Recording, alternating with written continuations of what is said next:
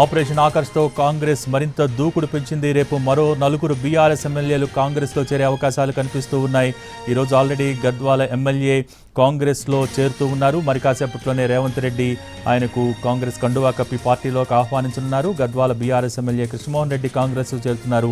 ఇక రేపు మరో 4 బీఆర్ఎస్ ఎమ్మెల్యేలు కాంగ్రెస్లో చేరే అవకాశాలు కనిపిస్తూ ఉన్నాయి. రైట్, దీనికి సంబంధించి మరింత సమాచారం మా ప్రతినిధి చారి అందిస్తారు. చారి, మొత్తానికి ఆపరేషన్ ఆకర్ష్ విషయంలో కాంగ్రెస్ దూకుడు పెంచినట్టుగా కనిపిస్తోంది. ఏంటి పరిణామాలు ఎలా ఉండే అవకాశం ఉంది?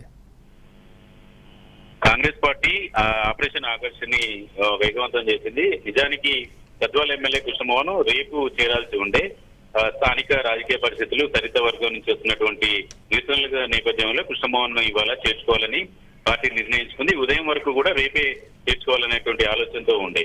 కానీ కొద్దిసేపు క్రితం ఏఐసిసి రాష్ట్ర వ్యవహారాల ఇన్ఛార్జి దీపాదాస్ మున్షి సమక్షంలో కాంగ్రెస్ పార్టీలో కృష్ణమోహన్ చేరారు.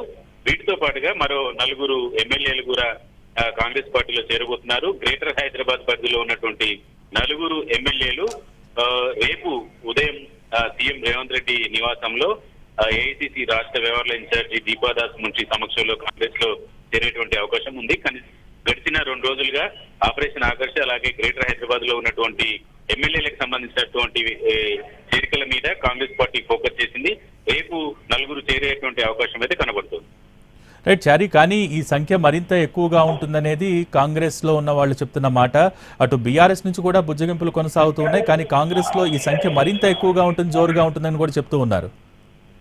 గతంలో బీఆర్ఎస్ అధికారంలో ఉన్నప్పుడు కాంగ్రెస్ పార్టీకి సంబంధించినటువంటి ఎల్పీని పూర్తి స్థాయిలో విలీనం చేస్తున్నటువంటి పరిస్థితిని గతంలో చూసాం. అయితే చేరికలకు ఫిరాయింపులు అని కాకుండా ఒకేసారి ఎల్పీని విలీనం చేసుకోవడం అనేది ఉన్నటువంటి కొన్ని ఆప్షన్స్ వల్ల దాన్ని అప్పటి ప్రభుత్వం వినియోగించుకుంది. ప్రస్తుతం ఇప్పుడు కూడా అదే వ్యవహారాన్ని కాంగ్రెస్ పార్టీ చేయాలనేటువంటి ఆలోచనలో ఉన్నట్టు కనపడుతుంది.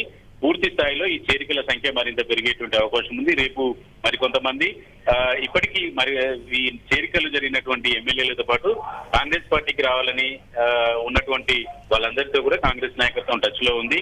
చేరికల సంఖ్య పెరిగేటువంటి అవకాశమే కనబడుతుంది. కాకపోతే ఇవాళ కృష్ణమోహన్ పార్టీలో చేరారు, రేపు మరో 4 చేస్తారనేటువంటి సమాచారం మన దగ్గర ఉంది. ఈ సంఖ్య మరింత పెరిగే అవకాశాలు కూడా కనబడుతున్నాయి.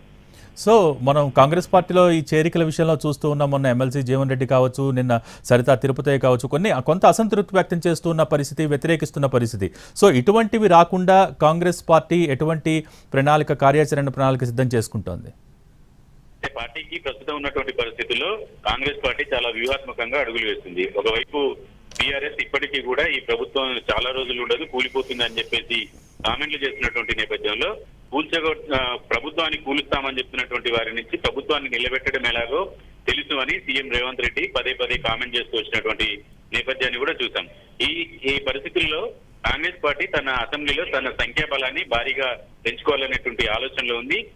ప్రధానమైనటువంటి కారణం బీజేపీ కావచ్చు, ఇటు బీఆర్ఎస్ కావచ్చు, 2 పార్టీలు కూడా ఈ ప్రభుత్వం ఎక్కువ రోజులు ఉండదు, కూలిపోతుందని చెప్తున్నటువంటి కామెంట్ల నేపథ్యంలో తన బలాన్ని పెంచుకోవాలనుకుంటుంది. అయితే సొంత పార్టీకి సంబంధించినటువంటి నేతల నుంచి సహజంగానే అసమ్మతి వస్తుంది, అభ్యంతరాలు కూడా వ్యక్తమవుతాయి. వాటిని ఉద్యోగించేటువంటి ప్రయత్నం కాంగ్రెస్ నాయకత్వం చేస్తుంది. ఎందుకంటే అధికారంలో ఉన్నటువంటి పార్టీ పదవులకు సంబంధించినటువంటి లోటు ఉండదు కాబట్టి రాజకీయ పరమైనటువంటి ఇబ్బందులు లేకుండా హామీ ఇస్తూ పార్టీకి వచ్చేటువంటి ఎమ్మెల్యేలను చేర్చుకుంటుంది.